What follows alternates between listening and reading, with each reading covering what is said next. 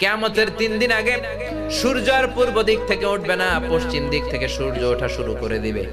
সূর্য যেদিন পূর্ব দিক থেকে না উঠে পশ্চিম দিক থেকে উঠবে, তখন আর তওবা কবুল হবে না। তখন যতই তওবা করেন কবুল হবে না।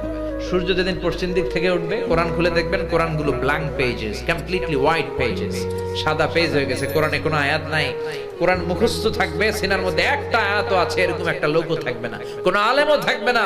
সব আলেম ওলামা মুমিন বান্দাদের বাম বগলের এইখানে একটা ফোড়া হবে, ওই ফোড়ার ব্যথায় সব মুমিনরা মরে লাশ হয়ে যাবে, শুধু কাফের মুশরিকদের উপর কিয়ামত প্রতিষ্ঠিত হবে। চিল্লায় কোন ঠিক কিনা?